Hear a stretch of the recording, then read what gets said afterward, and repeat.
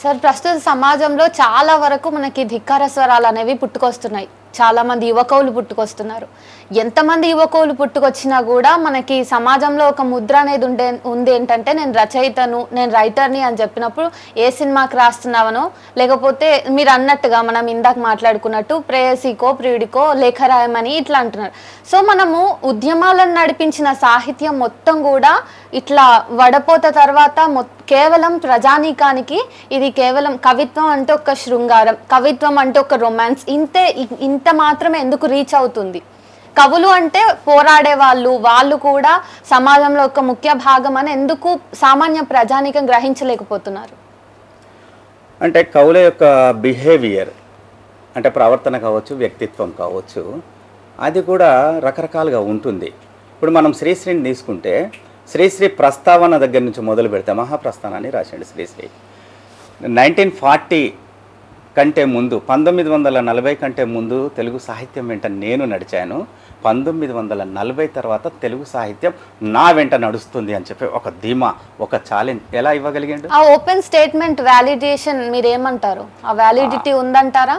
Validity అని అంటే మనం ఇవాళ అనేక వాదాల మధ్య ఉన్నాం, అనేక కవిత్వాల మధ్య. కవిత్వం అంటే ఏ కవిత్వం అంటున్నారు?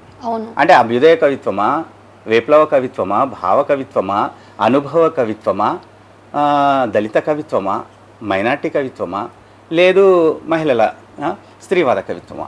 ఇలా కవిత్వం ఏమైంది? పాయలుగా అంటే ఒక సముద్రం లాంటి అద్భుతమైనటువంటి సాహిత్యం, ఒక సముద్రంలాగా ఘోషించాల్సిన, ఘింకించాల్సిన, అద్భుతంగా రహస్యాల్ని నిండా నిబిడీకృతం చేసుకున్నటువంటి ఒక కవిత్వము ఇవాళ పాయలుగా విడిపోయి ఒక్కొక్కరు పాయలుగానే చూస్తున్నారు. అంటే మీరు ముస్లింవాద కవ్యా, మీరు దళితవాద కవ్యా, మీరు స్త్రీవాద కవ్యా అని చెప్పి ఒక మూలకు కార్నర్ చేస్తున్నారు.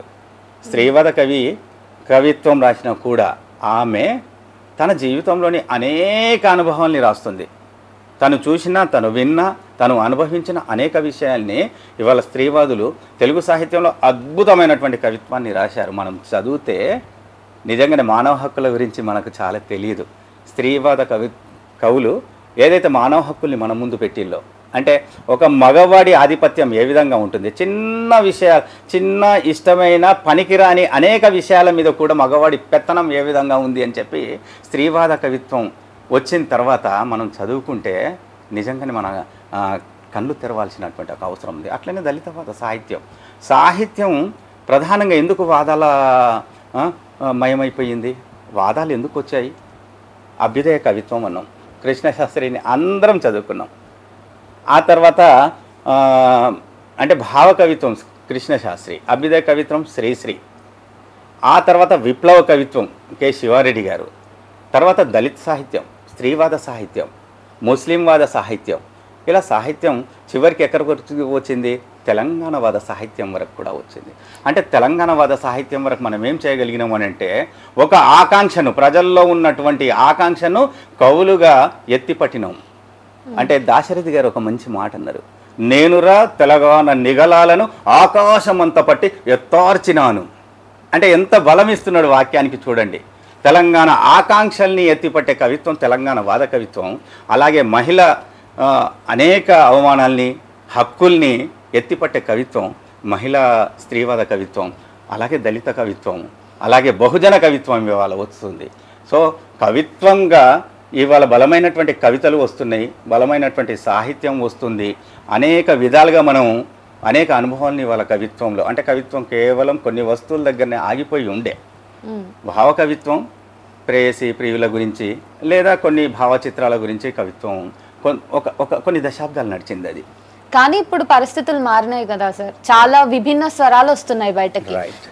ఎంత ఎక్కువ వస్తున్నప్పటికీ కూడా అంత ఎక్కువ స్వరాలు జనాల దాకా ఎందుకు చేరట్లేదు? వాస్తవానికి కవులు ఎక్కువైపోయారు, కవిత్వాన్ని చదువుతున్నటువంటి అభిమానులు లేదా రీడర్స్ చాలా తగ్గిపోయింది అని చెప్పి చాలామంది చెప్తున్నారు, నేను కూడా అనుకుంటున్నాను. ప్లస్ కవులు చాలామంది పుట్టుకొచ్చారు. అప్పుడు కవులు కొందరే ఉండేవాళ్ళు. అంటే ఏ విషయమైనా కవులు మాట్లాడాలి. అంటే అనధికార శాసనకర్తలు అన్నాం.